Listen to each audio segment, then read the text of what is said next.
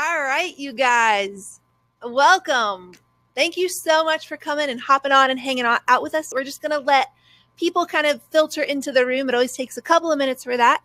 And then we're going to jump right in because we know that your time is precious and we just want to get you the biggest bang for your time with us. And so as you're coming in, we're just going to go over a few housekeeping things that we're going to jump right into this webinar. And so a couple of things about you're getting the most out of your viewing experience. So we are hardwired into Ethernet over here, and we've been testing this stuff all day. And so if you are seeing a fuzzy screen, or if we lock up at any point, or if the sound isn't there, just go ahead and kind of X out or refresh the browser and come back in, because it shouldn't be happening on our end. Although sometimes, technology is technology. So if a bunch of you are having problems, definitely let us know. But try that first. Just try closing out and coming back in and see if that doesn't fix it.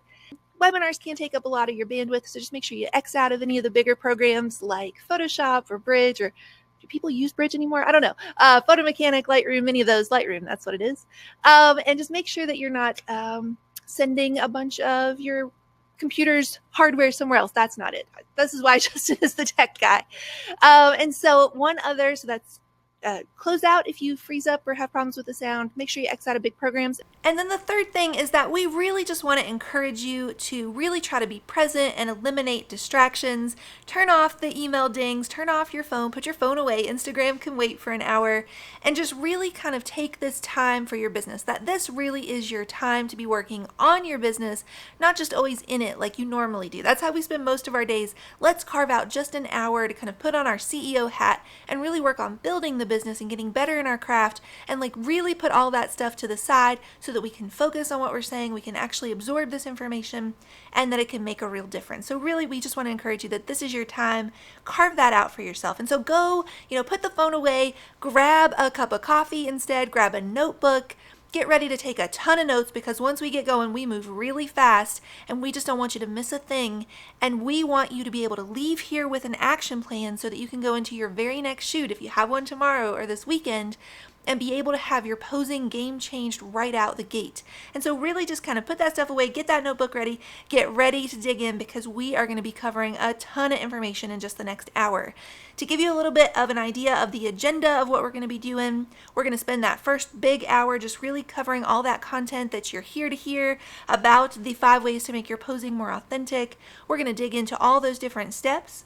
At the end of that, though, we do want you to make sure you're sticking around to the end, because we are going to give you guys a special offer and some information on our posing course, The Art of Authentic Posing, that you are only going to find here, and you're only going to be able to grab while you're live here watching the class. So definitely make sure you stick around to the end.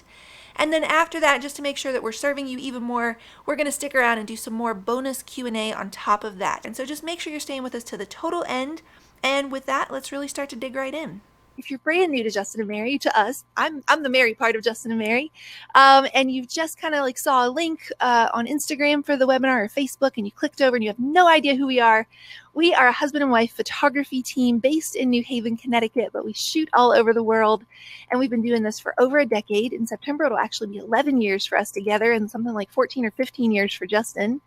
And we have 2 very, very fluffy golden retrievers named Atticus and Cooper, who pretty much leave fur on every piece of furniture in our house and my clothes. I think I'm wearing them right now. And we are restoring an 1880s, very much fixer-upper, like Joanna Gaines' house here in Connecticut on the water. And so that takes up all of our time when we aren't doing photography or webinars, hanging out with you guys. So let's talk about these 5 fast fixes to make your posing more authentic. That's what you guys are here for. Let's get into the meat of that. So the first thing, anytime Justin and I are teaching, it's very important to us that before we kind of jump into the how, and there's going to be an abundance of how, you guys. We last week, one of the biggest comments that we got is that people just couldn't believe how much we covered in just a short amount of time, just an hour. But before we ever kind of jump into this place of how, we're very big believers in starting from a place of why. And the idea is that we kind of are living in a world that's so fast-paced, and we're all on social media, and we are all seeing what each other's doing, and it's so easy to get consumed in the how and how everybody else is doing it that we get away from that place of why. We get away from why we want to do this in the first place and who it is that we want to be as photographers. And we get so caught up in asking other people, oh, show me how, that we forget to ask ourselves, is that something that even fits with the photographer that I want to be? And so I'm going to tell you a little bit about our why, but the bigger question I have for you guys is I want you thinking about why it is that you do what you do and how posing fits into that. And is the way that you're posing currently pulling you closer to or further away from that ultimate legacy that you want to create? So this is a picture of one picture that stands for mine and Justin's why. This is a picture of my grandparents, Dot and Glenn. And they got married when they were about 19 years old. They got married I think that's super young. And he was an honest to goodness blacksmith, you guys, in rural West Virginia. If you don't know anything about us, I lived in a trailer on the top of a mountain in West Virginia. And this was our neighbor who lived down the road. This is my grandpa, Glenn, but I always say that he's my adopted grandpa. These were my adopted grandparents, not because I myself was adopted, but because when I was 2, my grandfather passed away very suddenly and in the night. And 2 years later, when I was 4, we lost my great-grandfather as well. And so when you think back on those earliest memories that you've ever had, and you try to think about what's the first thing that you can remember, this is one of those moments for me. And that is, being at the funeral, being in the back, not really fully understanding what's going on, but just understanding this. It was really sad and just crying and crying. And what happened is that our neighbor Glenn came up to me and he said, "That's okay. I'll be your grandpa now." And so I was still very lucky to have my grandma all the way up until a couple years ago. But his wife, Dot, said, well, if she's okay with it, I'll never, be your grandma. But if she's okay with it, I'll be your adopted grandma as well. And so that's who these guys were for my whole life, through junior high and going into high school and off to college and eventually meeting Justin and falling in love and getting engaged to get married. These guys, it was as if they were actually my grandparents. And they cheered for me and they supported me as if I was. And so they got married when they were 19, like I said, which I think is super young. I think that's a pretty young age to get married. And they did that without a penny to their name or a clue what they were doing, but that they believed that this life and this love and this leap were worth the risk. And so it only made some sense that many, many years later, when I had met Justin and we were going to be making that leap because we believed that love and that life were worth the risk, and we didn't have a penny to our name or a clue what we were doing, it only made some sense that I would take my new husband home to West Virginia to meet my adopted grandparents and show them some wedding pictures. We got married in Connecticut. They weren't able to make the trip, so we went home to them and we brought the pictures with us. And while we were there, Justin did what Justin does. What a photographer does. I always say that there are people who do photography, and then there are people who are photographers all of the time. It's just that some of the time they have a camera in their hand. And that's Justin. We literally have a picture of him in footy pajamas at 2 years old holding a camera, and he does what photographers do and can't turn off.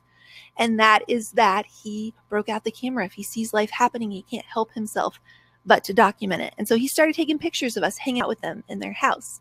And he got moments like this one here, where when she realized that the camera had come out, she, you wives will kind of understand, it's kind of a tender moment, but it's also kind of a what is happening to your hair sort of moment where she wanted to get him camera ready. And so she's combing his hair. She eventually made him put on a real shirt and she's looking out for him. And my favorite part about this picture is besides the fact that she's taking care of him, is that 62 years into their marriage, it's this look on his face of like, she's gonna do what she's gonna do. What are you gonna do? Like, you may as well let her have her way. And so 62 years in, she's taking care of him and he's totally content to let her do it. And what I love so much about this image is that when I look at this picture, being their grandchild my entire life, I can see in a single instant in the four corners of this frame the exact essence of who they are together, of how she took care of him and how he let her do it because he knew it was the thing that would make her happiest in the world. And Justin, the photographer, in the split second of firing that shutter, saw the moment, saw the story, told it, and in four corners of a frame, I, as the granddaughter, get to hold on to something that will always remind me exactly what they looked like when they were together. So we hung out for a couple of hours with these guys. And, we flipped through a bunch of wedding pictures. I had hundreds of them on my iPhone 1. It will be married 10 years this October, so it's been a while. And we can laugh at that, right? Because it's like the iPhone 1 is like a relic now. It's like in the Smithsonian. You have Amelia Earhart's plane, and right next to it, the iPhone 1. And she had her one picture, black and white, in a silver frame, 8x10. And we showed each other our days, and we relived them through these photographs. And we spent 2 hours with them. We hugged them goodbye. We were out the door. We were on the front porch. And Justin, as this photographer, said, I have this idea. Just one more. Let's just go back in and let's just take one more picture. And the idea that he had was this one that I showed you. It's the two of them standing in front of their mantle that had held that photo for the last 60 years, bearing witness to their lives through when they got sick and when they had kids and when they had grandkids and eventually great-grandkids, and hard times and wars and all the things that they lived through. I had this idea for a book one day to write a whole story from the perspective of a frame on a mantle bearing witness, these wedding pictures bearing witness to life unfolding. The 1 year in when they really start to speak a different language and fight, or 5 years in when they try to start a family and they have a hard time with it. These pictures walk through life with them. And so he had them stand in front of this mantle where this picture had walked through life with them, and he had them hold it. And it took 30 seconds, and he grabbed the standing portrait of the two of them in front of the mantle, holding the picture on day one. And that would have been the end of the story, honestly. That would have been this really great anecdote that I would tell you, and then we would move on. Would have been, except that we got the call 2 weeks later that Glenn had passed away suddenly and in the night. And without us ever knowing it or realizing what it would be, this photo becomes the last photo we have of the two of them together in this world. And so what's really powerful about this is that within the four corners of this frame, we kind of have an entire life together, right? We have a picture of day one being held by nearly what would be a picture of day last, and every space in between, right? We see who they have become together, how this life has aged them, and how, my favorite part, how this life has only brought them closer together, more comfortable with each other, more comfortable with that dance. And so something that we realized when this happened, when we lost Glenn, and it really did shake us to our core, is, gosh, why do we want to do what we do? We are given far too much of our life, of our effort, of our heart to being the one with the most followers on Instagram, or the one that gets mentioned the most on Facebook, or the one that gets featured on this blog, or the one that's the most popular in our area or charges the most. All this stuff we get caught up in, and we realize how quickly that stuff fades away, how much that is of this world and fades away. And we wanted to stop giving our lives to stuff that doesn't matter. If we were going to do this, if you guys know, how many hours a week do you devote to your business? 40, 60, 80, 100 hours a week. Let it be for something that matters. And so when we lost Glenn, what we realized is that life has this way of being very linear and moving only in forward motion. Unless somebody out there knows something I don't know, in which case I really hope you will tell me, we haven't figured out a way to make time go backwards. And so time and life, they move forward. That moment's gone and this moment is gone. But photography, and as photographers, we get to be the ones who step in and say, yeah, but not this one. This one stays. That one might be gone and that one might be gone. But this one right here, we get to kind of pluck it from time and say, we're going to capture this one for four corners of a frame and for 4 generations to come. And that became a really powerful driving force. And any of you out there listening or watching, if you have ever lost anybody, you know the very first thing we run to are the photos, and how powerful and humbling and what an honor it is that that is the thing we get to do with our lives. That is what we're being called to. And so I don't think it's to be every cheesy photographer in every movie ever made doing every cheesy pose we think we're supposed to do and everybody else is doing because it gets likes on Instagram, but we know it's ultimately not going to last. We're not being called to be cheesy wedding photographers. We are being called to be a generation of storytellers who got it right, and that we're being called to this higher calling to capture who people are in the four corners of our frames. And so if we're going to start from this place of why do we do photography, I think we also have to start from this place of why do we do portraits? Why do we do this thing where we pull people off to the side to a field of wildflowers and do wedding photos? Because if you're listening to this at home and maybe you signed up because you saw that we said, hey, if you have words like photojournalistic, honest, real, truth, candid, genuine in the words that you most hope will describe your work, then this will probably resonate with you. If you think about a wedding day, it's unfolding in this very organic, authentic way, right? They get ready, a car comes, it takes the girls off to the church, the guys are there, there's a ceremony, they get married, people cheer, they come down the aisle, they hug people, they go to a cocktail hour, they go to a dinner, they dance, they party, they go to their honeymoon. And we as photographers come in and we do this Zach Morris Saved by the Bell TV timeout, right? With his giant cell phone that's like probably, killed him at some point. No, he's still doing great. I just saw him in like an NYPD episode. It's fine. But Zach Morris, right, with his giant cell phone would look at the camera and he would say, oh, TV timeout or whatever. And we come along as photographers and we do that to this organic, authentic beast that is a wedding day that has a life of its own. And we say, hey, let's stop for a minute and guys, let's go run to this rooftop or these train tracks or this field of wildflowers or this really pretty tree over here. It's golden hour. We got to go. And the question we have to ask ourselves before we can move forward is, why do we do this? And spoiler alert, I actually think there is a really great reason for doing that, and that it's necessary. And the reason for that you're probably hopefully thinking at home if you've shot a wedding is because you know that if we don't come along and Zach Morris TV timeout them, then that bride and that groom might go their whole wedding day without being able to catch a breath together, without actually being able to talk to each other, without 47 aunts who haven't seen them since they were 2 years old wanting to be the first in line to hug them. And so we come in and we inject ourselves into a day that would otherwise be so organic because we're looking out for that couple. And we know that that picture of day one does not happen if we don't do this thing. And so we, for a hot minute, we sacrifice words like organic, authentic, photojournalistic, and we say, let's go be those things somewhere else. And so that's why we do the portraits. Why now do we do this thing that we call posing? Why do we get them over into a field of flowers and start telling them to do all of this weird stuff that in a lot of cases, if we're being honest, real people in love in real life never, ever, ever do? Why do we do this? And so this is kind of the core of what we're going to talk to you about, getting back to this place of authenticity in your posing, because I have a theory and it's completely unsubstantiated. It's just a theory in my head. I have no, research to back this up, but I do think it makes a lot of sense. And my theory is that our grandparents' generation of photographers, that generation of photographers that got it so right, that captured these beautiful, rich, iconic black and white images that grandchildren and great-grandchildren put in silver frames in their homes to remember life and love were worth the risk. That generation of photographers started out as the newspaper men and women of the time.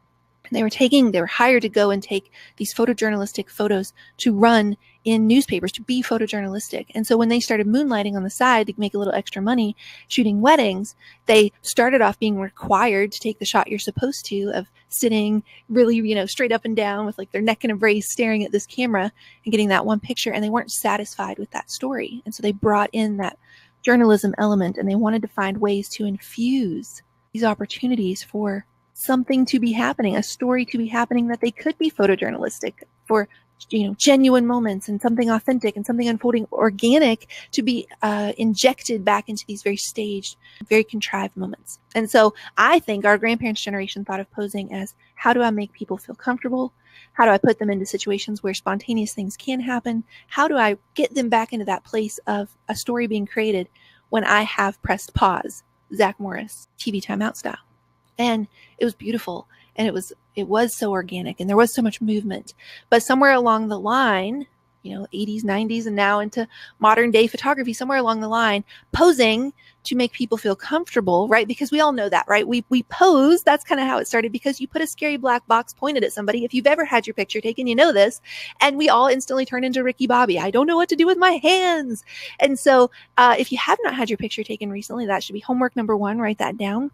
Photographers are notorious for wanting to stay on this side of the scary black box because we have a sneaking suspicion of how hard it will be, but we will never empathize with our clients the way we could until we're on that side. And so somewhere along the line, let's put people into organic situations where they look their best because it is, there's movement and there's gesture. It's beautiful. It turned into, these are my 27 poses. And in a moment when I'm panicking, right? Because posing is also kind of like this weird combination of public speaking and being a stand-up comic, and you have to have witty banter, and you're also beautiful minding like mathematical equations with the sine and cosine of lights or whatever. And you have to, all of this stuff is happening in your head. And so we revert to, these are my 27 poses, because you don't want to freeze up. And it's the only thing you know to do. And they're awkward and you're awkward. And the more we try to Gumby mold people into these different poses, the more awkward they become. And so somewhere along the line, posing to make people feel comfortable and infuse organic storytelling back into contrived moments became, these are my 27 poses. And I think we've lost it. And we need to get back to what our grandparents' generation knew, because they got it right. So here's a really good test for authenticity that we've come up with. And that is, in the pose that you're about to ask your couple to do and the way in which you're going to pose them, when you look at the resulting image afterwards, are you seeing two people when you look at that picture? Are you seeing the bride and the groom and everything that's happening between the two of them?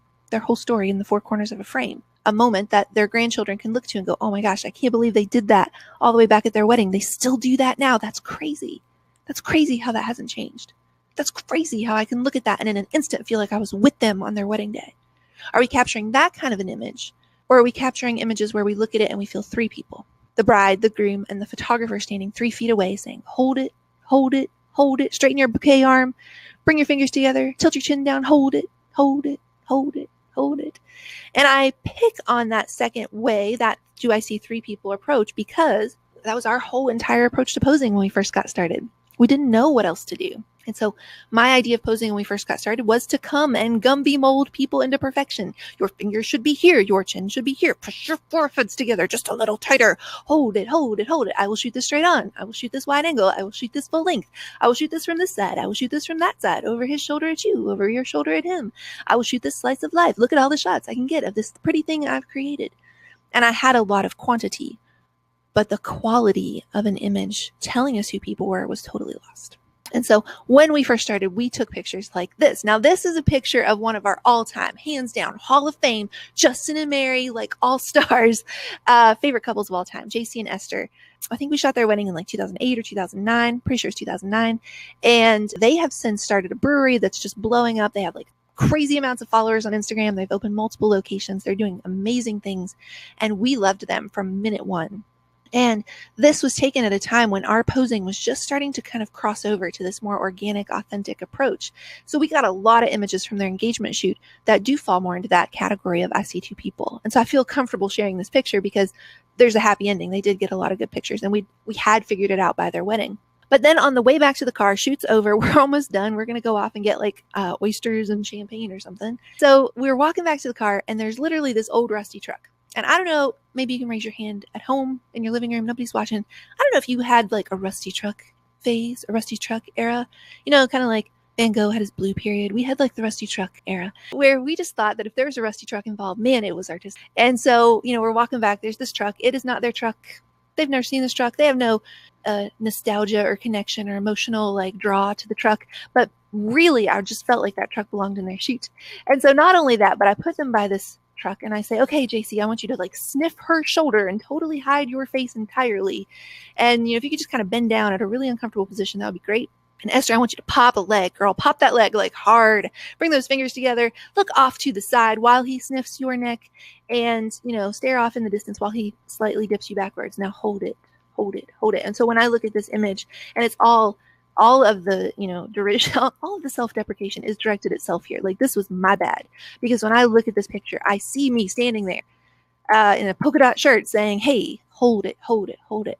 I know that nothing about this image in the four corners of the frame does justice to the business and the partnership and the family that they have started since then, and how incredibly spectacular and rare their love is in this world. It's a picture of something I did. If I could spend the rest of my career never once taking a picture that's about the cool thing photographer did, but instead makes people forget I was even there and see the people in it, I would be a happy camper. So if that other picture was an example of three people, them, bridegroom, and me telling them to hold it, hold it, hold it, this picture becomes much more an example of when I look at this image, I feel the two of them, right? I feel like it could have been this moment where they're about to walk down the aisle and he just comes back to kiss her real quick. Tell her good luck. He'll see her up there at the front of the altar. I love that you can see that almost kiss. You can see a little bit of light peeking through between their lips. The almost kiss to me is almost always a favorite over the actual kiss. And I love that his hands are down by his side, and that's technically breaking a rule. And that's something we do like talk about paying attention to. But in this moment, it's like the rules so that you can really appreciate the moments when you break them. In this moment, it makes me believe it. It makes me believe that there was pressure on, that the music was playing, and that he just had to turn back and kiss her really quick before running down the aisle. And so because it is imperfect, I believe it more. And so when I look at this image in the four corners of the frame, I see that he didn't want to wait another second to kiss her before they headed off to go to the church. He didn't want to wait another second. He was just so excited for her to be his wife that he just kept running back and kissing her all day. And I know without a doubt he's going to be doing that for the next 60 years. And when their grandchildren look at it, they're going to go, man, he is always just running back for one more kiss. And so that is our test for authenticity. When we look at these images, do we see two people, bridegroom, mother, daughter, sisters together, or do we see three people, them and the photographer telling them what to do? And another kind of secondary test for authenticity we love to talk about is, are we becoming observers of people? Is this weird position we're about to ask them to do, a hand on a hip, popping, looking over here, is that something that real people in love, if they're in the kitchen slow dancing and Otis Redding's on the Pandora station and nobody's looking, would they ever do that?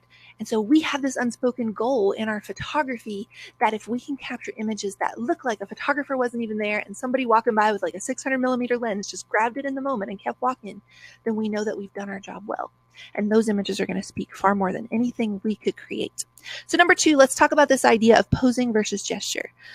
We really want to call this the art of authentic gesture, but we thought that sounded a little weird and people might not show up. So we call it posing, so you know what you're in for.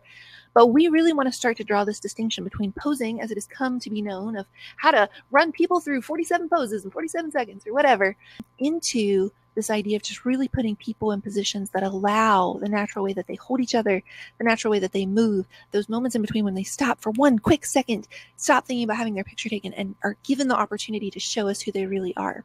So we're going to draw the line between those two as posing versus gesture. So to us, posing has these characteristics. Number 1, it becomes very stiff, very static. We Gumby mold people because number 2, we're seeking perfection. If we can put them where everything is technically correct and everything looks perfect and the dress is properly fluffed to look like that 1980s bridal portrait or whatever, not that there's anything wrong with that, but it doesn't speak to us. And so we're seeking stiff, static Gumby molding because it seeks perfection. Number 3, it becomes everything about what photographer did. Look where we put the veil. Look what we did with the bouquet. Look what we had fall on them or whatever. We're doing things and taking pictures of us doing things. And anybody could have been in those pictures because it becomes about what we're doing, not about who they are together. Number 4, it therefore becomes the exact same couple to couple, where we walk people through this exact formula of poses, one into another, and it results in these blog posts where you could swap that couple's head onto that couple's body, and it wouldn't make a difference because the result is about a picture of a pose, not a picture of a person. And then number 5, it kind of can tend to become more about the bride interacting with the photographer, laughing at camera, hand on hip, leaning towards camera. Some pictures that are camera aware of the bride, we do a lot of iconic bridal portraits, bride by herself, that are very camera aware. That I'm not picking on that, but are we learning more about how the bride feels about the photographer or how the bride feels about the groom, or the couple feels about each other, or the mother and the daughter feel about each other? Gesture, on the other hand, is about this. Number 1, it's about movement. It's about in everything we do, even in those more still, quiet poses, are we finding ways to infuse movement back into it? Number 2, it believes that there's beauty in the imperfection, because in that moment where his arms are at his side and he's kind of leaning into her and almost falling into her just to get one more kiss in, or where they're holding hands in kind of a strange way, or it's the almost kiss, not quite the kiss. In those imperfect moments, to me, they will always be far more beautiful because their imperfection makes me believe them. Their imperfection tells me that they're real and that it's actually revealing something about these people together. Number 3, it becomes everything about who the couple is. And 4, creates opportunities for them to show that, to show us in those moments who are you going to be, in those kind of what we call pregnant pauses or moments in between that we're going to create for them. We're going to talk more about how we do that in a second. Are they going to, it'll give an opportunity for the quiet couple to be really quiet and just settle in together, for the silly couple to be silly and bust up laughing, for the couple who loves to make out to just start making out because that's what they do. It's going to create these opportunities for them to show us who they really are. And number 5, it's going to forget that the photographer was even there. If we can capture those moments, those images, like I said, where you forget we were even there, we know we've done our job well. And so this is an example of that. If I'd started off this webinar and been like, okay, guys, right here, without laying the groundwork of that why or anything that builds into it, if I just said, okay, guys, here's what it is to do really good posing, have her pin his arm behind his back. If she can then lean in and sniff his cheek ever so slightly, it's going to be great. If they can be really far off to the side, that would be wonderful too.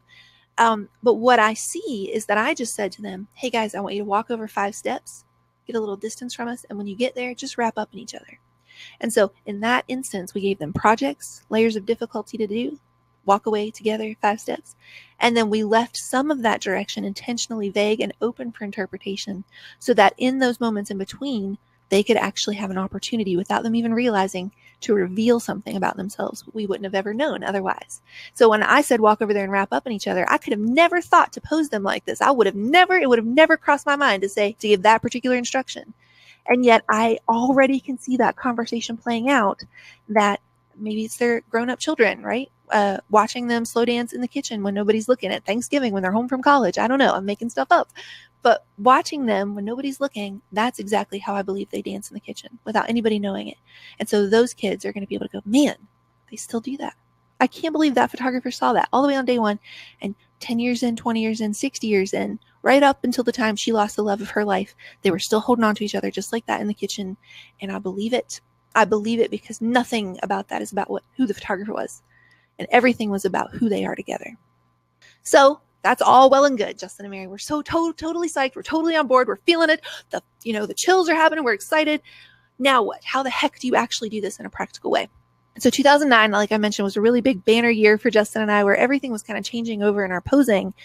And one wedding in particular, Tiffany and Dan, was kind of a real watershed wedding for us. I don't know if I'm using that phrase correctly, but we're going to go with it. Where what happened was we were supposed to have 2 hours for the portraits, and the makeup artist ran super late. Some other stuff happens. There's wedding time and there's real time, and the two shall never be the same. And what was supposed to be several hours turned into just a few minutes. And that, the sun was setting, it was getting dark. We had only just a couple minutes to get day one portraits of them for, it's like Varsity Blues. Give me 5 minutes for the next, 42 minutes? What is it, Jay? I like to say to my couples, especially in those moments when they don't want to go back out, give me 5 minutes for the rest of your life. I don't want your life. No, I don't say that part. James Van Der Beek.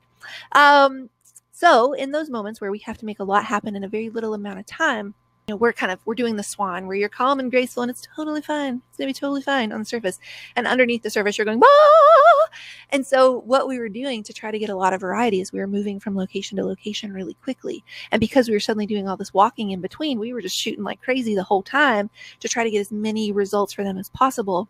And so almost the entire set of poses were in motion of some variety. And so we get home and we blog this wedding and we put it up and we think we've, made a mistake. And we start immediately getting comments like, oh man, I don't know, these pictures, they're just so organic. Like I can't put my finger on what's changed about your posing, but everything is just so authentic. You can kind of see where these words start to come from, the art of authentic posing. And we just kind of had this huge light bulb moment that the reason it felt that way is because nothing was about these poses we'd put them into, and everything was about, guys, we're going to run over here to this side of the mansion now, let's go really quickly, the way he would hold her hand and lead her as we were doing it. And so in those moments when they stopped thinking about the pictures and the poses, it gave them the opportunity for them to show us who they were. So 2009, that happened, and right immediately we started getting requests to teach a posing workshop, and we honestly put it off for a long time. We put it off for years, I would say, because we honestly didn't know if it was teachable or if it was just kind of like this thing that we'd stumbled on, and maybe it was just a personality thing, and I wasn't sure if it could actually be taught in a system where anybody could go do this. And so we put it off, and we thought about it, and we thought about it some more, and we put it off some more, and finally about I would say 5 years ago now, maybe 4 years ago, we taught our first in-person workshop, because we really stepped back to say, is there something, an original voice we can bring to the table in the world of posing that's going to tell people a way to think about this differently than what everybody else is doing, because the world has plenty of people doing what everybody else is doing, and these are my 27 poses. And so the system that we came up with that we do believe is actually very teachable and that anybody can do this is kind of a 4-step process that we just do over and over and over again, and each part has kind of some nuance we're going to talk about. First is it's totally fine to start with a pose in mind. Have an idea of a pose that you're generally going to put them in. You might even kind of put them into the pose so they know what you're going for. And I do think that it's incredibly advisable for every person listening to this to have 5 go-to core poses that you have burned into your brain for those moments when either you suddenly have 5 minutes to make magic happen, you're in a time crunch, or those moments where you do have all 2 hours and everybody's there and everybody's accounted for and everybody's ready. And they're looking at you, ready to get some, instruction on what to do. And you suddenly forget every pose you ever knew. So I think that this approach allows for a little bit of that, have a go-to to start from. And so we have 5 core poses burned into our brain that we know we can rattle off at a moment's notice. They are forehead to forehead. They're going to be the connected walk. They're going to be the slowest kiss imaginable. They're going to be the twirl. And they're going to be the hands protective pose. And so out of those core poses, and we actually have 10 that we go over in our Art of Authentic Posing course. But out of those poses, we now have a bunch of different varieties where each of them can have different, step number 2, ways to create movement to get them into the pose, for what to do with them when they're in the pose, for how to get them out of the pose, and also to infuse what we're going to call pings, which are going to be ways to infuse emotion into those poses. So that starting from that place of just like an overarching 5 or 10 poses, we actually are creating opportunities that could turn into thousands of different results, because every couple is different, and our posing now allows room for that, and it allows space for that. So let's talk about this. Have a pose in mind, create movement, ping it, and then hit refresh over and over and over again. Number 3 is going to be to add in that movement. Let's talk about that. Like I was saying, when we were kind of starting with our posing, we were all about the Gumby molding. Let me squish your heads together. Let me put your hands exactly where they should be. And let me just tell you exactly what to do. And we would end up with 50 pictures of this pretty, perfect, completely fake, completely not them thing that I had taken a picture of. But when we started to stumble on this idea of adding movement and how much that twist of the hips, or the way that they hold hands when they're not thinking about it, or the way, like the dip of the chin as she looks down, or the, the way that she picks up the dress when she's moving, where she holds the bouquet when I'm not exactly telling her what to do. Now, if she's doing something super weird, am I going to come in and give her a little help? Of course. But if you've ever gotten an email that says, I love candid photos of myself because I think that's when I look my best. If I'm aware I'm having my picture taken, I hate it. You do the Chandler bang, where he does that awful, awful smile. Like, Chandler would need a more photojournalistic moment. And so we could spend hours of our lives trying to tell this bride exactly how to get into this pose, her iconic bridal portrait before she goes to get married. Or I can just say to her a pretty open-ended instruction of, Natalie, I just want you to count the layers of your dress up and count the layers of your dress down. Count them up, count them down. I can have her count them up fast, or I can have her count them up slow. And so when she's doing that, when she has a project and she's thinking about the project I've given her, we get this beautiful, cross of her arm across her lap, a reach for the different layers. The chin, the angle becomes very flattering. And she's not thinking about the camera or stiff or awkward because she's thinking for one hot second about anything else in the world, right?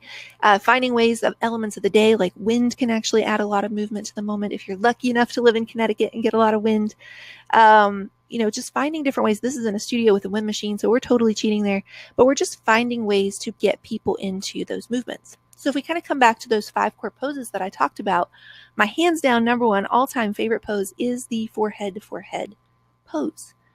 And the reason is I took nonverbal communications when I was in college. My senior year, last semester, I found out that I needed 21 credit hours to graduate. Whoops.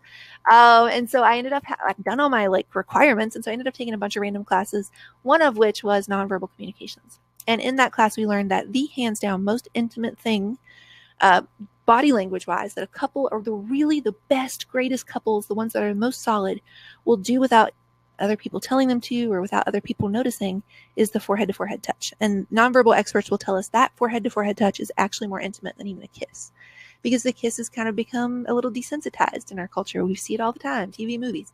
But the forehead to forehead touch shows vulnerability. It shows trust. It shows partnership, comfortability. And so we love that pose because it just creates such a connected, intimate moment. And if the couple is a little bit hesitant, we tell them that nonverbal experts say only the best couples do it. And then they're like, we're doing the forehead to forehead touch. And so if the forehead to forehead touch is the favorite go-to pose, one, have a pose in mind. That could very quickly become a very stiff and static pose if left to their own devices. We might have that first moment when the foreheads touch that's very intimate and connected, but they will quickly dip back into, I'm having my picture taken. And so we might say, here's the forehead to forehead pose, and show them what it looks like. But then we might have them start 4 steps apart and have them walk towards each other to get back into that pose. That's adding movement. We can then, on top of that, maybe add some layers of difficulty. We can say, walk towards each other, maybe with your eyes closed. That can get dangerous. Be careful, especially if she's in a big dress. Or we can say, you have to walk at the exact same pace and meet in the middle. When you meet, I want you to clasp your fingers like this. As soon as you clasp your fingers, close your eyes and then find your forehead. So we're just adding all of this unnecessary difficulty, but it is totally necessary, because what it's doing is it's giving them all of this stuff to partner in and work on together. And what are they not thinking about when they're trying to meet and walk at the exact same pace and meet in the middle? They're not thinking about the camera, and they're only thinking about each other. Once they meet and they bump those foreheads, I love the close your eyes and touch foreheads, because inevitably they'll bump noses or bump foreheads, and the quiet couples will just settle into it, and the silly couples will bust up laughing, and the couples who love to make out will just start making out. Once that moment is over, though, we know that we need to quickly either infuse in motion or find a way to refresh it with movement. One of those two things needs to hit refresh. And so let's say they've walked together and brought their foreheads together. Now we might have them keep their belly buttons locked together, but lean back and come back into it. Or we might have them sway and slow dance a little bit with their foreheads together. Just anything we can do to bring them right back into each other and away from the camera. So let's talk about this number 4, this idea of pinging with emotion. Pinging with emotion. What does that mean? What the heck is this word ping? At that very first Art of Authentic workshop that we taught, I kind of said this word off the cuff, like, oh, you just got to ping it, ping it. And I was like, I don't know, is that even a word? Did I just make that up? And one of the attendees who has a computer background actually said it is a real word, and it means it's something in IT to send a signal to the server to make sure there's still a connection. Ping means to send a signal to the server and make sure there's still a connection. I said, that's perfect, because pinging is to send a signal to the couple, remind them what they're fighting for, what they're celebrating, what this day is really about, to make sure they're still connected. And so one of the most hands down important things for us when it comes to pinging with emotion is that we have to stay, if we're going to have something called authentic posing or organic posing or posing that's about two people, not three, then we have to stay true and be committed to showing those two people exactly as they are, which means we have to let the quiet couples be quiet and the silly couples be silly. And the couples who love to make out, just let them make out already, for heaven's sake. They love to do it so much, you may as well let them. And so I see this all the time in ourselves and vice versa, where Justin and I tend to be quiet, more serious. We love the romantic, the kind of a little more iconic kind of a look. So we're really drawn to the more serious, more quiet, very, very like, foreheads together and just wrapped up in each other, like this picture here that you're looking at. But that means that when we have a couple in front of us who just truly is joyful and they're most themselves when they're laughing together, we have to be willing to let them do that as well, because we've erred on the wrong side of, you have a silly couple who's like, we had a couple years ago and their whole thing was they love to do a butt dance together. And I thought, oh my goodness, this is not Justin and Mary style at all. But after several times of being like, no, be more anthropology. No, look down at her shoulder. No, wrap up in each other. I could see them wilting and withering on the vine right in front of me, because I was taking away everything that was who they were together. And the second I was like, you know what? Scratch that. I just want you guys to get out there. Show me this dance. Show me this butt dance already. Then suddenly we have pictures that were authentic to who they were. So a quiet photographer has to be willing to let sillier, more maybe like joyful, exuberant couples be that. And then vice versa, a more joyful photographer who's really about smiley, smiley, laughy, laughy, has to be willing to let quieter couples be quieter. The best thing that we can do, the best kind of pings we can do, are to find ways to pull out that emotion when they're, I think of pinging almost like, think about a water balloon that's kind of filled to the max. There's all this emotion, there's all this energy, there's all these nerves on a wedding day. And so this water balloon is kind of filled to the max, and coming along and pinging that emotion is just that little pinprick that says, pop, remember what we're here for. Pop, remember what we're fighting for. Pop, how's it feel to be husband and wife? How's it feel to be married, right? And so we need to have kind of an arsenal of quiet pings for our quiet couples and joyful pings for our joyful couples. Just off the top of my head, a couple of my favorite ones for joyful, for our couples who like to be more laughy and playful. When it's the bride alone, we can have her count the dress layers up really fast. Count them up, count them down, count them up, count them down. Now fluff that dress, fluff it higher, higher. Love it, love it. And for the couples together, so one of our favorite things to do is what we call the Sandra Bullock, which is, you're gonna love him, kiss him and date him and marry him. And it's so ridiculous. And we're putting the ridiculousness on us, by the way, not them, that allows them that opportunity to be more silly and playful and have the energy a little higher. Another favorite one is the Bob Ross, where we just kind of are a little meta in that we're kind of like making fun about what is kind of silly about having your picture taken, where I'll say, I'm gonna have you guys look off at that tree in the distance. It's a happy little tree. We're looking at the tree. We have no idea why we're looking at the tree, but it's a great tree, and it's a happy little tree. We love it. And so that's Bob Rossing it.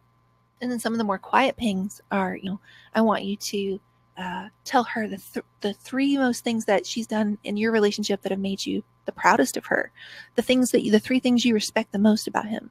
The first thing that you thought when you woke up this morning. We just did a maternity shoot, actually, a maternity anniversary shoot, and we had them take turns telling each other firsts that they were most excited for. First, middle of the night feeding, first diaper change, first walk in the stroller, first time meeting grandma. And it created some of the most emotional, beautiful images we've ever gotten at an anniversary shoot or maternity shoot. So we're just finding ways to remind them that this is not, for heaven's sakes, the portraits are not about getting pictures of poses taken. And the wedding day is not about getting just portraits taken. That's a part of it. But it's this whole day. And let's remember, let's not let this 20 minutes of golden hour, this hour during the first look, whatever it is, be more important than what we're really starting here, right? You'll have these pictures, you'll have us for this one day. You'll have us for the one day, this portrait time for the one day, but you're going to have these pictures walking with you for a lifetime. And so let's get images that are taking pictures of that. Joyful couples being joyful. Love it. And then finally, if everything that I've been talking to you about thus far is about finding ways to let people feel comfortable enough in front of this big, scary black box to let their guard down, to forget about having their picture taken for a second and show you who they really are, that in 4 corners of the frame, you can, for just 1 second, this moment's gone, that moment's gone, this moment's gone, that moment's gone, but that one, there it is. That one stays. That one. Here you were pretending. Here you were having your picture taken. Here you were doing what you think you're supposed to do. Here you were doing what you think the wedding blogs were going to do. We're going to want to feature. But that one right there, that's where it is. That right there, when I look at that picture, I will always understand why out of the billions of people in the world, you picked each other, right? So if we want to make people really comfortable in front of the scary black box, if we want them to be comfortable enough to trust us enough to show us who they really are, then we need to find ways to take people from, oh, I'm super nervous, there's a black box pointed at me and I'm scared, to we've been doing this our whole lives. This is the most natural thing in the world. And that's where our J&M 8 Rules of Posing come in. Now, I think the J&M 8 Rules of Posing could really be renamed. They're not about like technical rules of posing and how not to break them. They could be called J&M's 8 Rules for how to talk to people and how to treat people to create confidence and trust and bonding and rapport that'll make them comfortable enough to do the bravest thing in the world that you can do in the world. And that's to show somebody who you really are.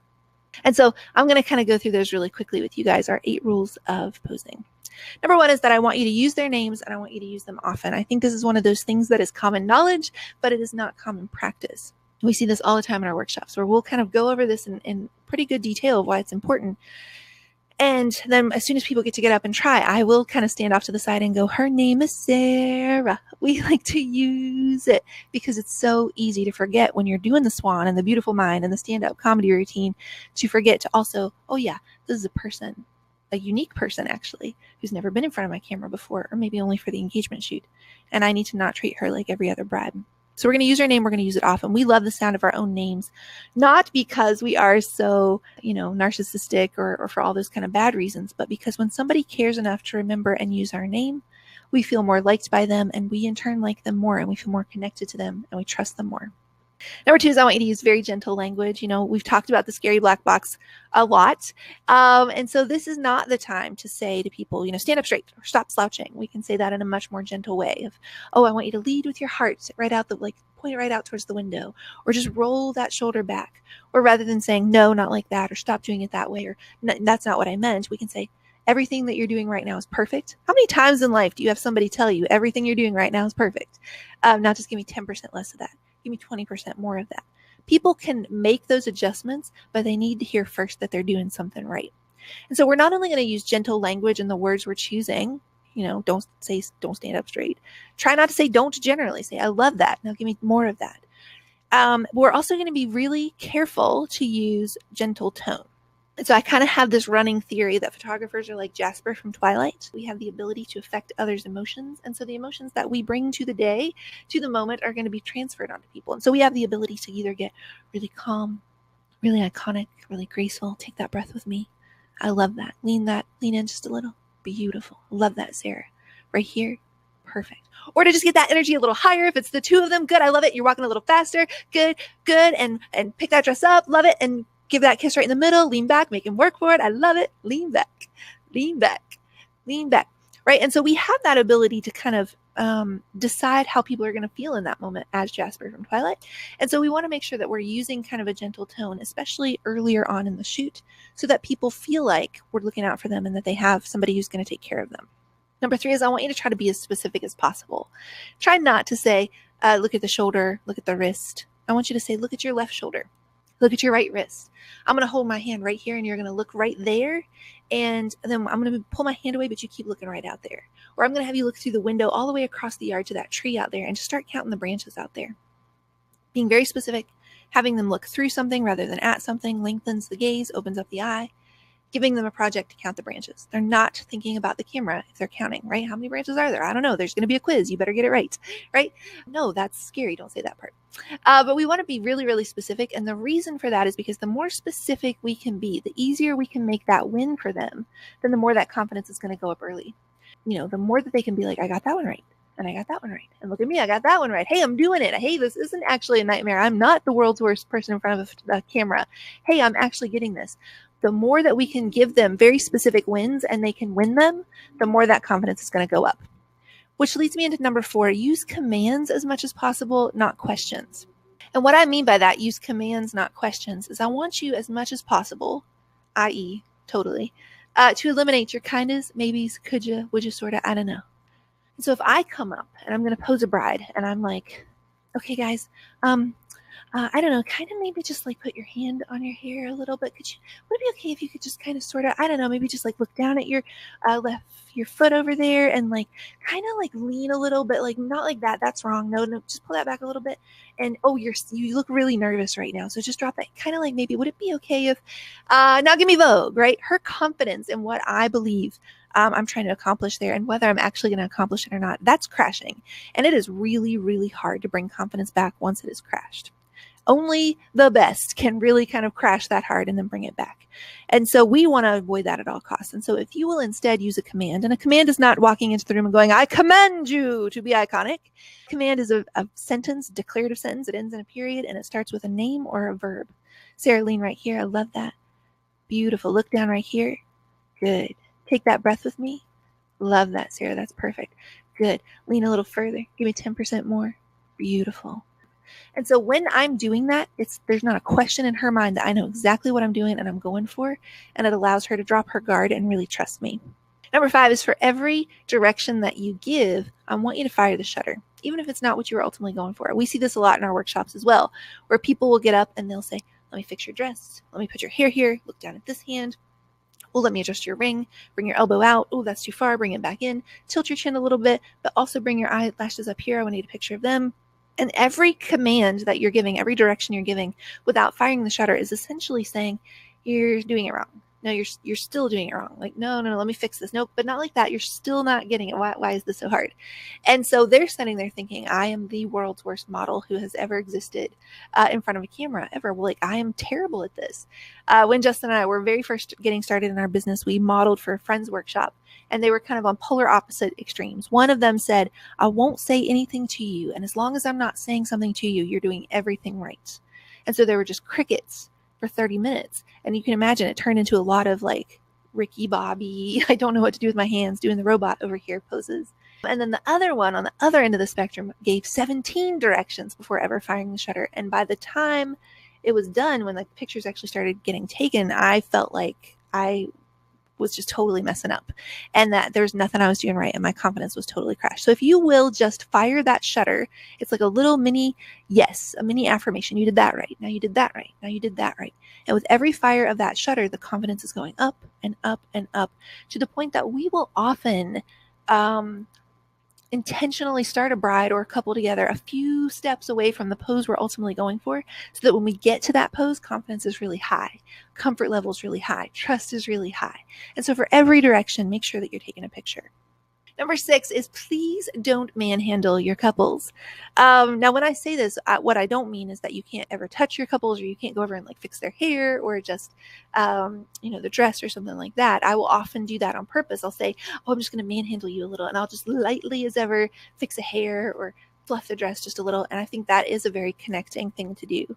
But what I do mean and what I don't want you to do, I see this happen a lot with people who are maybe starting off as like kids photographers, where you probably do need to do a little bit of this kind of like, putting them into a position you want them in, manhandling them into place.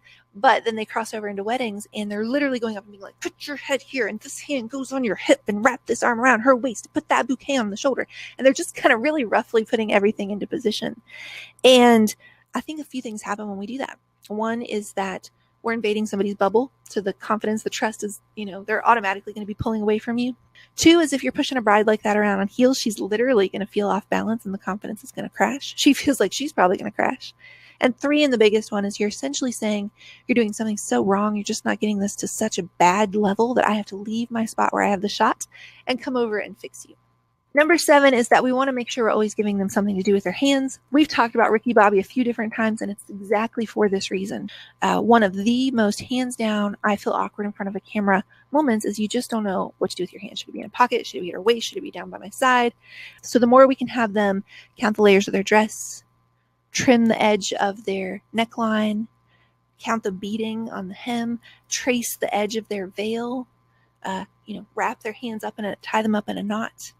her hands together, his hands around hers, taking alternate turns of kissing her hands, kissing her lips, kissing her hands, kissing her forehead. This is what we call the protective pose. And everything we're doing, we're giving them something to do with their hands. And we'll also even say, hey, bring like some cups of coffee if it's like a winter engagement shoot, or, you know, obviously having the bouquet to play with if it's the wedding, or just giving the guy, letting the groom button and unbutton his jacket, or play with the bow tie, or put a hand in a pocket, or just not often have him like crumple up a piece of paper in his hand, just so that there's something he can be doing with those hands rather than them just kind of hanging down there. And then finally, the 8th rule of the J&M 8 rules of posing is that we do want to, in every way we can, encourage team building. And we do that by adding those layers of difficulty that we talked about, by giving them more things to think about besides the camera. And so this is a really fun picture. This is a truly candid bridal party photo where they just genuinely were doing the bustle in the church, in the cathedral, before heading over to the reception. But it was a really complicated bustle. The buttons were really tiny. The loops were really, really hard to find. And so they were doing this bustle for like, we actually call this picture Do the Bustle. Bum, bum, bum, ba-dum, ba-dum, bum, bum. They were just looking to try to bustle this dress for about 20 minutes. And we shot it from all these different angles. It became one of our most signature images.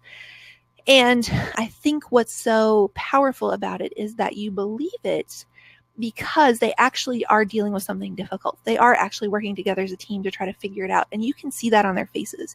You can see that on the face of the girl to the far right, that she's really working on a project. The girl left just next to the bride is like, oh man, I do not know what's happening. The one to the far left is like just really hunting for those loops. And you look at it and it's stamped with that authenticity. And I have this huge belief that images, when they are taken, at the moment that they're taken, on a certain subconscious level, they're stamped with the fact of, were they real and truly candid? And do you believe them because they're a little bit imperfect? You know, they're not smiling. You're like, oh, now I will fluff this dress. Now we will pretend to adjust her. Or are they stamped with the fact that they were set up and they were staged? And on either one of those fronts, you kind of feel it when you look at the image. And so when I'm now pointing out, look, she really is kind of hunkered over, like a little confused about whether they're actually going to get this done. This image to me became a million times better and a million times more a part of our signature images because it's imperfect and we believe it. And so when we intentionally add a little bit of difficulty, we're able to pull that out. So what does that look like? It's, hey, I'm going to have you guys walk towards me. You're going to throw your arms around each other's waists. You're going to walk towards me, but you're each going to be walking your own tightrope. Not just one tightrope. You each have a tightrope. But I want you to walk towards me in absolute sync. Now, do I care if they walk towards me in absolute sync? Absolutely not. Do I care if they walk a perfectly straight line and stay on their tightropes or plummet to their imaginary deaths? Absolutely not. I mean, I hope that they don't. I hope that they walk the imaginary tightrope really well. The point is, in that moment, I'm saying, look down at your own tightrope, look at each other's tightropes, look at each other. Now kiss on a tightrope. And we're adding all this imaginary layers of difficulty so that they're working on a project together, right? The couples that are quiet are going to just really be like teammates and like, let's do this. You know, eyes on the prize. We got this. And the couples who aren't, who are a little more silly are probably going to intentionally jump off their tightropes and kiss the bottom, whatever. And the ones who like to make out will just start making out. We've covered that. But by adding all of this, probably you could argue like unnecessary. Why does it have to be a tightrope? Why does it have to be in sync? That's not the point. The point is, in that moment, they're showing me who they are and how they work together as a team. And they're thinking about the project and the difficulty and not the fact that they're having their picture taken. And that gets us back to the biggest goal of all for us, where Justin and I know that we have achieved our why and our legacy and the work that we're creating that matters, that 60 years from now we'll still be proud of. And that is to get to this place where the pictures that we're taking are pictures of people and who they are together, and not just more pictures, more of the same pictures of our poses. Because I have a whole arsenal of those from 2009 and prior, right, where I took a lot of pictures of poses. And none of those are still in our portfolio on our website now, but the images from 2008, 2007 that were truly spontaneous and truly showed me who a couple or a family was together, those are still there. And that tells me something. And I don't want to spend another minute of my life taking pictures of things that I did, of poses that aren't going to stick around for the next 5, 10, 20, or especially 60 years. And so are you guys kind of starting to see that this can really be such a game-changing approach, that having something like this where we take pictures of people, not poses, can change the game forever? When we start thinking about like that, it can change the game forever. I never want to see me standing there when I look at my picture saying, hold it, hold it, hold it. And I never want people who love this couple the most in this lifetime to get their pictures back and look at them and go, nice poses, guys. I want them to look at these images for the next 50 or 60 years and say, that is still so them. They're still holding on to each other like that. They're still dancing in the kitchen like that, and you have captured everything that they are and everything that they stood for in the four corners of that frame. That to me is what posing is really about. And for Justin and I, it's not about making people look consistently pretty or pin worthy or Instagram worthy or blog worthy. It's about this belief that real is far more beautiful than pretty could ever pretend to be. And it's definitely not about these are my 27 poses. It's about the moments when you forget a photographer was even there. And Justin and I know we have done our job well when people forget we were even there. For us, we believe that the time to kind of get right and kind of change up your posing and the way you're thinking about this is right now. The last thing that you want to do is to be in the thick of wedding season or head off into the rest of your wedding season for this year, not knowing how to tell stories of who people actually are together and just still taking more pictures of poses. I want you to really think about the weddings you have for this year and the couples who've booked you, and imagine the stories you could tell for those couples, what you found out about them in that meeting, how much you connected with them, and what you could capture in your images that would let their grandchildren know how funny they were or how great they were together, how comfortable they were together. And just imagine the stories you could tell for them versus, are they going to be the same is it going to be the same blog post that you've always done?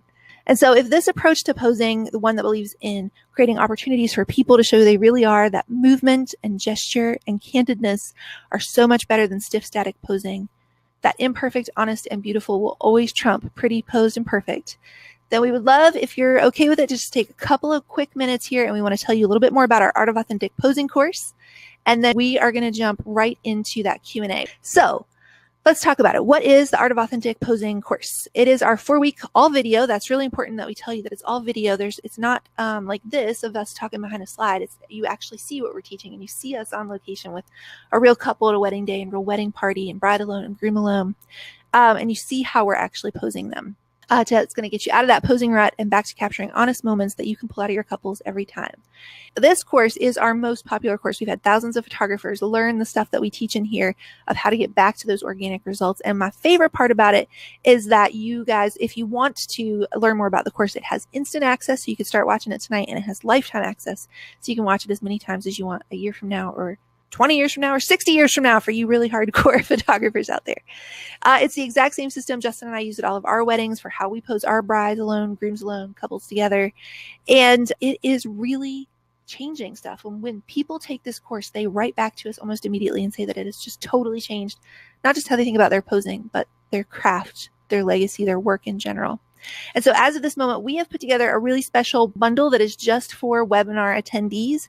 And it's live now over at theartofauthenticposing.com if you want to check it out. And so while you're taking a look at that, I just want to tell you share a couple of the testimonials from some of our students who've already gone through the course. Heather Chip says, Justin and Mary, I just bought your Art of Authentic Posing course, and let me tell you, I'm not even finished with it yet. I can't explain to you. It makes so much of a difference. It blows my mind. I slowed down now. Mentally and physically, I actually think about my images. This is such a huge turning point for me. I can't thank you enough. Alicia says, Justin and Mary, I just want to thank you for providing these videos. I cried watching the first one. Your take on posing speaks to my heart so much as a photographer. It puts words to my thoughts and feelings as to why I wanted to get into photography in the first place. You made me feel like you were speaking only to me. I will remember your words and use them as often as I can. And Bessie says, Justin and Mary, my life is changing. My art is changing. I see only two people in this image. Thank you. And we get, honestly, posts like this and emails like this all the time. Here's just a few of our favorites. Our confidence has improved dramatically, and watching our couples truly be themselves in front of the camera brought me to tears. This has been transformational for our business. The first wedding we applied it to saw an immediate increase in traffic, and it has even replaced our evening shows to watch. This is the best investment I've made in education. J&M, I cannot thank you enough for this information. I left the room right after this picture and broke down in tears. Something so simple yet so iconic, and I took it. I am forever grateful, and I know the rest of us are as well. Thank you. So let me tell you just a little bit more about this course and what all it gets you. With the course, what we've done is we've taken everything that we poured into the live posing workshops over these past 5 years and put it all together in the 4 one-hour videos in the J&M Art of Authentic Posing. And so here's just some of what we're going to be covering in this all video course. We're going to be talking about how to pose that bride alone, how to tell her exactly what to do with movement and gesture and adding in emotion to pull out that Grace Kelly meets Jackie Kennedy meets Audrey Hepburn classic iconic bridal portrait side of her. We're going to talk about how to pose the groom alone, how to make those guys comfortable in front of the camera fast and to not be taking a ton of time, but still be able to get those classic confident portraits of him on day one. We are, of course, going to talk about how to pose this couple together. This is a huge part of the heart that we have for this course and for posing in general. And so we're going to show you how to capture images of two people, who they are in the four corners of a frame that will tell their story for a generation to come. We're going to talk about how to pose the bridesmaids, the girls together. We're going to talk about how to pose those groomsmen together, how to handle large groups of groomsmen, the kind of rowdy guys. We're going to talk about, of course, how to pose the entire wedding party together and what we do with our two ends of the spectrum with the truly candid wedding party and also the arranged portrait wedding party. We're going to talk about those family formals and how to get through them fast while still making sure everybody's having a ton of fun with something we call our family photo football. We're going to talk about posing in a time crunch and a lot of these other kind of trickiest situations on a wedding day, how to move through the portraits quickly and still get a ton of results even if you only have a few minutes. We're going to talk about how to flatter in even some of the toughest situations, making sure no matter the body type or no matter the couple, you're making sure everybody looks their best. We're going to talk through exactly what to say to people to make them feel their most confident, to make them feel their most comfortable in front of the camera, and to really build that trust, connection, and rapport. And we're going to talk about how to bring out that graceful, elegant side of people, even when you have to work quickly and even when it's hot that day or even when they're not really comfortable in front of the camera. We're going to show you how to bring out graceful, elegant images out of even couples who say they're terrible in front of the camera. We're going to show you and show them that they're wrong. We're going to let you watch us in action with real couples, both a real couple we had on location for filming the course, as well as a real couple on a real wedding day, showing how we actually go through and approach each parts of those days. Bride alone, groom alone, couple together, and that entire wedding party. So you're going to actually get to see us in action, hear what we say to the couple, and see those results. We are going to walk through our signature 10 core pose system that's going to show you how starting with just a few 10 core poses, adding in movement, adding in emotional pings, adding in variations of your composition and where you're shooting from, how that can actually literally turn into thousands of results because this 10 core signature pose system is based on the idea that no two couples are exactly the same, and we're going to pull that out of each and every one of them. And so no longer are we going to be stuck in these are my 27 poses and every blog post looks the same. Instead, we're going to start with those poses and use them to create different results as different as the couples that we're shooting. And so the whole point of all this and the very core and heart behind the art of authentic posing is that we never want to teach you how to shoot just exactly like Justin and I do.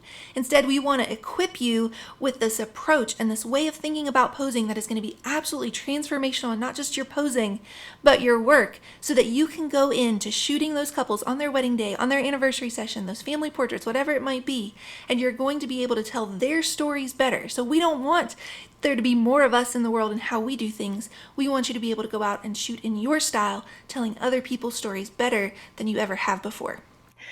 And you also are going to get, we have, in addition to the lifetime access, the 4 hours, the real wedding footage, you're also going to get 3 bonuses with it of our posing guide. So you can take that to your next wedding or next engagement shoot, kind of like the quick reference guide for what's covered in all 4 hours of the course. Our posing boot camp is about a 40-minute video that kind of recaps the most important parts so that you can watch it really quickly before shoot if you need some inspiration. And then we also have our bonus mini business bundle that goes into things like pricing, getting booked, and being the CEO of your business.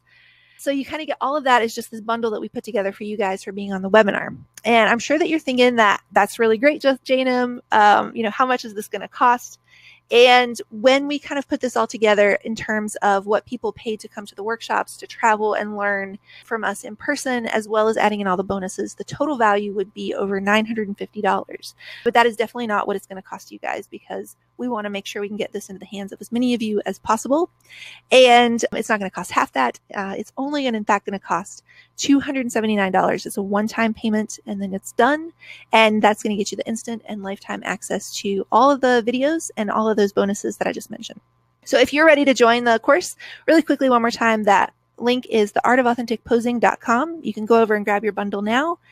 And just as a quick recap, it gets you all of this stuff here: the lifetime access, 4 hours, real weddings, posing guide, posing bootcamp, mini business bundle. But we wanted to do something really fun for you guys who are live with us on the webinar. And that is that for anybody who wants to go ahead and sign up for the course while we're still here on the webinar before we get off, we put together something just for you guys to make it a little more interesting, a little more fun. And that is that if you sign up before the webinar is over, you're going to get these 2 extra bonuses on top of everything else. The first is going to be the J&M Marketing Handbook. That is basically our whole story of how we got started, going from what we call the job interview days of our business to booking our most ideal high-end weddings, what to do with your pricing, how to run your meetings, what to do with your gifting, creating word of mouth, creating an experience, how to close the deal at the end of the meeting. So it's our entire marketing handbook called The Guide. And then we also put together our Bad Light bundle for how to make your flash film more natural and how to deal with those rooms that have the grossest light. And so all of that together is going to help you cover your posing, your business, and your lighting. That was kind of the idea of putting the bundle together. So that's really fun. And so you're going to be able to get all of that stuff together. When you sign up during the webinar, you will get all of that $950 value plus the 2 fast action bonuses.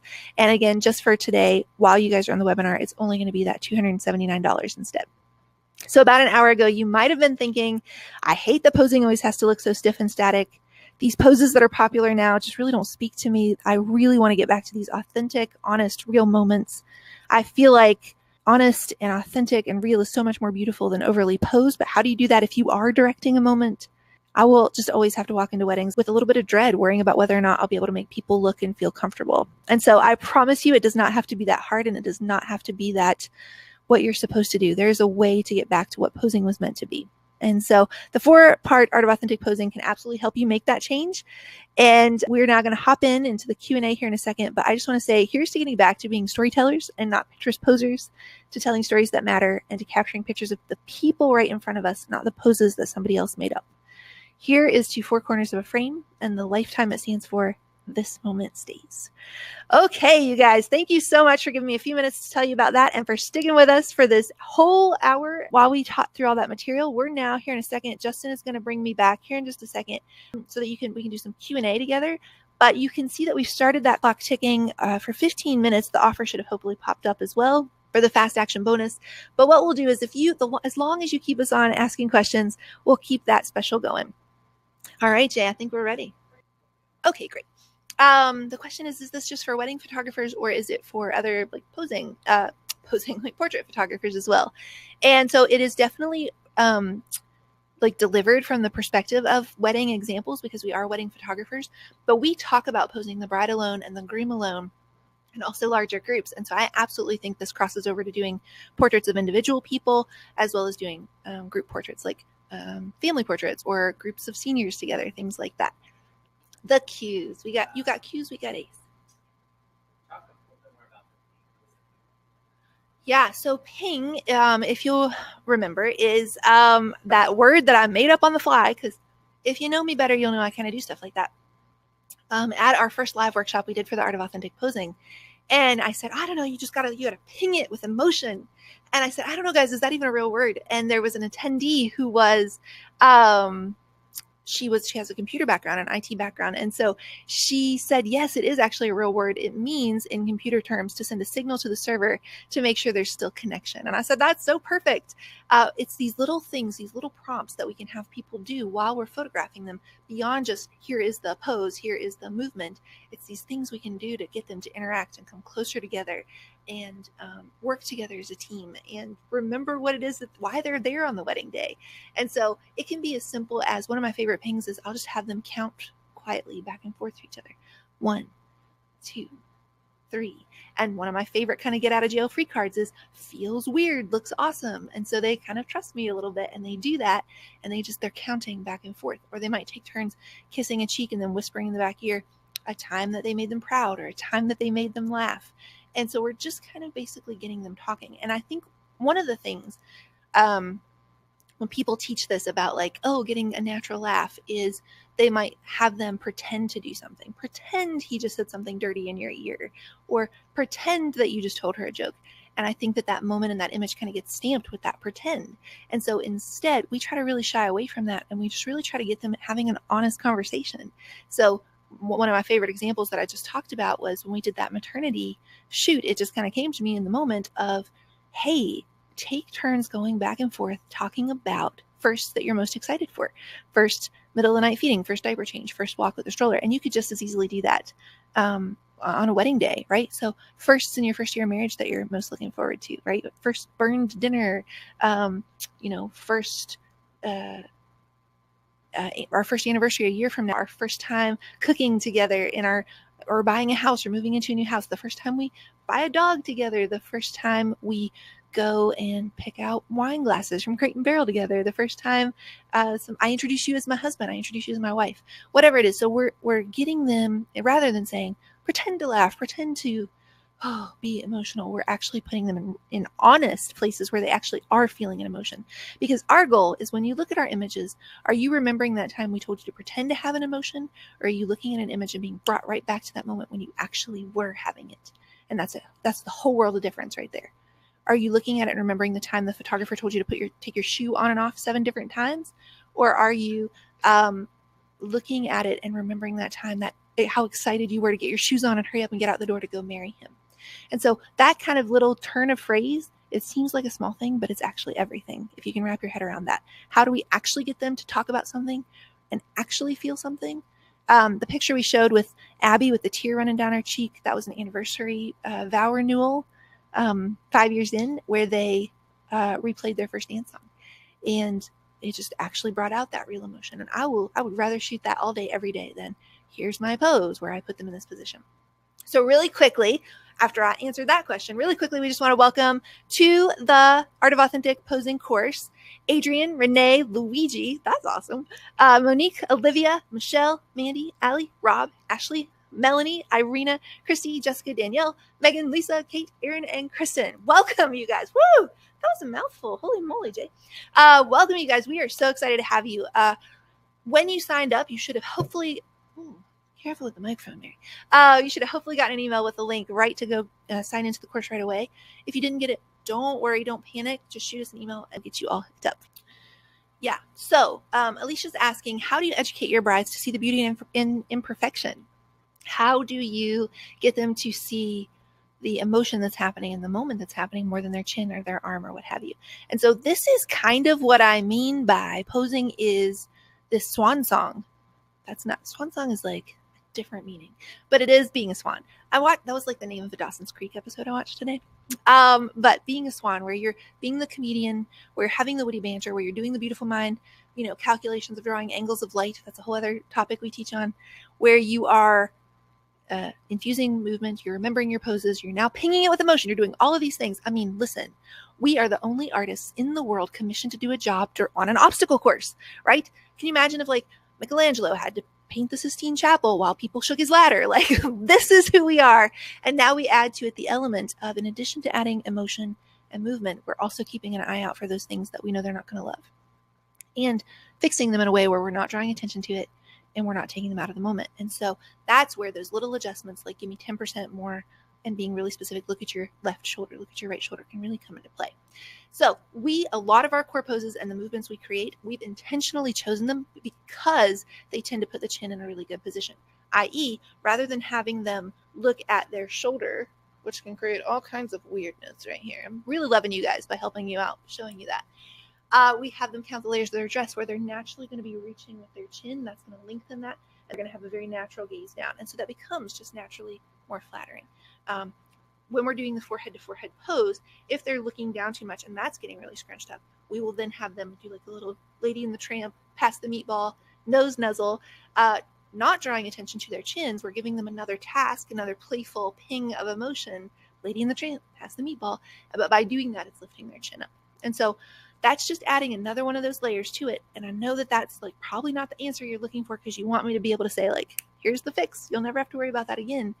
But what's cool about this is that with posing, so much of it is practice, but it's practicing the right things. And so we've kind of already gone in and done a ton of the work for you to intentionally pick poses, pings, movement.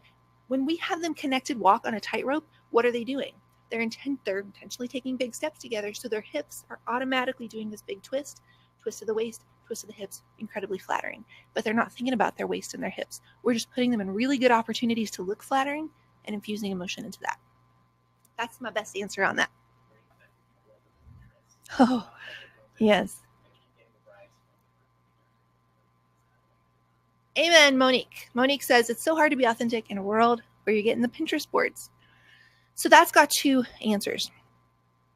The first is, you could have just as easily said, it's so hard to be authentic in a world where everybody's posing exactly the same.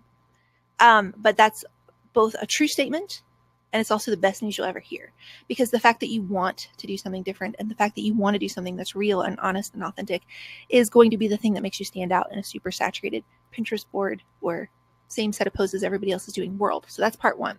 Part two is the education side of it. And so when somebody wants to send us a Pinterest board, one of the things that we love to do is we'll say, sure, we'll take a look and see if we can kind of get like a general vibe of what you're going for. But we won't go in and kind of recreate as a checklist of images the pictures that you've saved. And here's why. The reason is because we've done that for one wedding in our history of business. And we spent the whole time checking things off lists, setting up stage moment after stage moment. And when we got those pictures back, the couple missed most of their wedding because we were like running around, throwing glitter in the air or whatever. And none of those images told me a single thing about who they were when that camera dropped. That was lost in all those pictures. And so we just made a hard line that we won't do that anymore. And so we intentionally in our first meeting have that as part of the script that, we kind of talk about our approach and that we don't really do the Pinterest boards, and here's why. So we're kind of educating them early. We're reminding them of that at the engagement shoot. And then within like the first month before the wedding, if it comes up again, we don't want to be the people to upset them. And so what we'll do at that point, if all other, fail safes have failed, what we'll say is what we would love for you to do is you can make a Pinterest board and send it to us, but we want you to make it of our images. So go through our gallery and pull, we've kind of seen the other board that you made. Now go through and make one that's just all of our images, because those are going to be the ones we're going to be most likely to replicate. Because in that moment where stuff is happening on the wedding day and a moment is happening and emotions are happening and you're walking and things are changing and you've been introduced as Mr. and Mrs., we are always going to revert to how we see the world. And so I would rather you take a really hard look at our work now in that first meeting and say, does this actually fit with, in a moment when they have to decide, does this style speak to me? Or is there somebody else who does a little bit more of that Pinterest look you're going for? Would they be a better fit? And I would rather lose a client to that every single time than be stuck with somebody for a year leading up to a wedding and a year after with these images that will never, ever, ever speak to me or them or anybody else. Certainly not 60 years from now, right? 60 years from now, their kids and grandkids are going to look at glitter being thrown up in the air and go, okay, Grandma, what were you thinking? Not, wow, you're still throwing glitter around in the kitchen. I don't know why I'm focusing on glitter. I'm not thinking of anything in particular, except that was just the example. And so I would rather lose that job than, ultimately disappoint them and we'll be disappointed as well. Now, I understand that we're all in business. We got rent to pay or mortgages to pay or, kids like to be fed out here. So I'm not saying you should be like, I will never shoot anybody's wedding again unless they have fit my vision. But if all of those methods of explanation and education have failed, I think at that point it's okay to pass.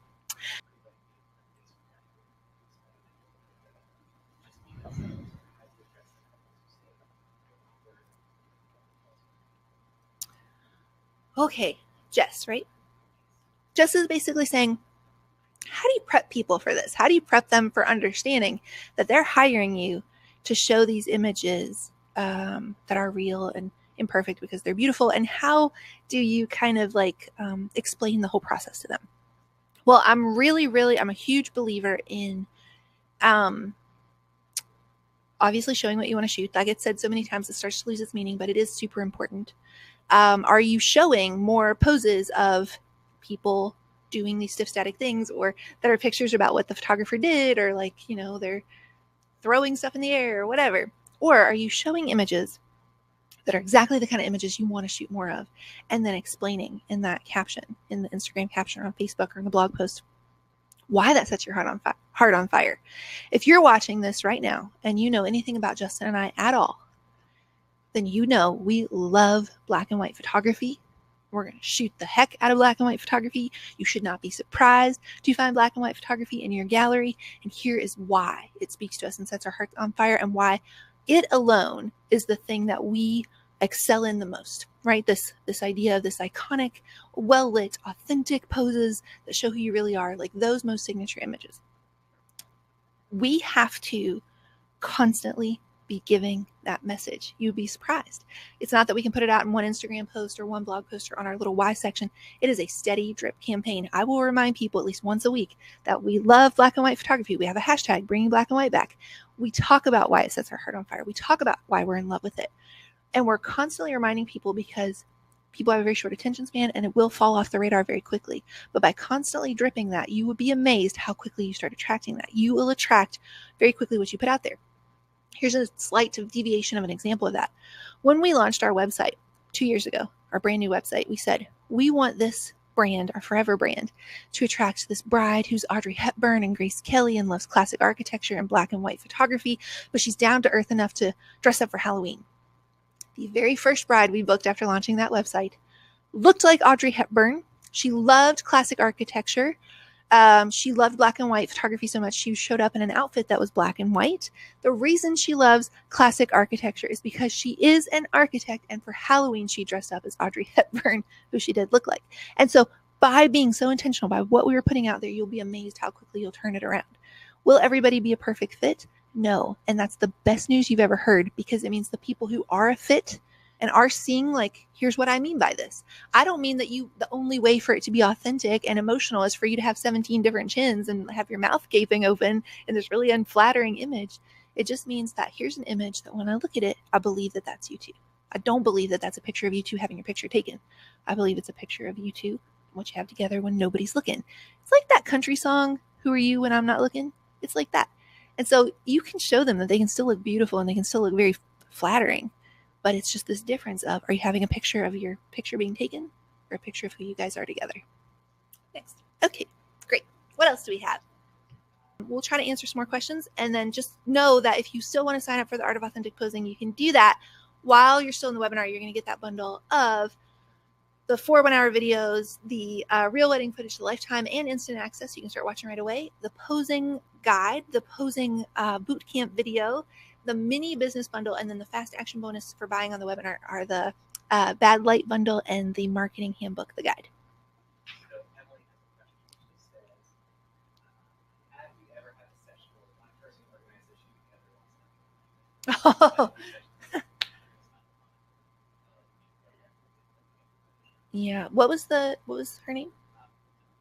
Emily asked, have you ever had a session, portrait or otherwise, where one of them booked it, one of them was really excited, and then they get there and you realize the other one wanted nothing to do with it and they are not happy at all to be there? We once had a wedding when we were first getting started where this is the story I always break out when people ask me this question, because it's the epitome of this. And right in front of us, the groom said to his bride, not even to us, he said to his bride, you get 10 smiles all day today. Use them wisely. Not surprisingly, that didn't work out super well, as you can imagine. They were not a forehead-to-forehead kind of couple, as you can probably also guess. But in those moments, and it does not always have to be, this is a really important thing to remember. If they're not super touchy-feely, it doesn't always have to be that they're not a great couple. This is where that part of let's become observers of people and let's become storytellers. If we walk into that shoot and our priority is we need to get the perfect shot that'll go on Pinterest or Instagram and get a lot of likes, and that it's got to be exactly how this pose is supposed to look, and everybody's doing this veil shot and I've got to do this veil shot that I don't know why, we're going to have these expectations that are going to fail because we're trying to put people into these molds that don't fit them. But if we walk into that and we say, can I get a set of images that show them for who they are, and that the people who love them most will be like, you got them. That's exactly who they are. You captured that. Then we will have succeeded, even if it's not this pretty perfect Pinterest thing we think it's supposed to be. And so I think that's where that change comes from. Are we observing people? Are we stepping back and being able to go, let me be a storyteller right now. Let me be a documentarian of what their love looked like. That was uniquely theirs. That wasn't necessarily what fits the Hallmark Channel. Nothing against the Hallmark Channel, though. I love me some Aurora Teagarden. Totally irrelevant. But am I trying to make them fit something, or am I coming in and telling a story that's actually true to them? And that's where things like movement and pings and emotion come in. And so we just wanted to take a second to say, whether or not you are joining us in the course or not, we certainly hope that you are. And if you haven't yet, there's still time. That link is still live for just the next couple of seconds. Make sure you hop on and grab it so that you can not only get that special webinar price that you won't find anywhere else. This is the lowest you will find this course. And you're also going to get that $300 in extra fast action bonuses. So make sure, if you're thinking about signing up for this course, make sure you do it now. But we did just want to say that whether or not you can join us in the course this time around or not, we just want to say we were so thankful for having you here and that you guys joined us. Thank you so much for sitting through this time with us. We know your time is valuable, and we hope that the things that we talked about are just really going to change your heart and the way you think about your work and the way that you're interacting with your couples and these families, and the power of storytelling and telling these images within the four corners of a frame. And so we're just so thankful that you were here. We hope you have a great rest of your day, and we can't wait to talk to you guys again soon. Thanks so much, guys.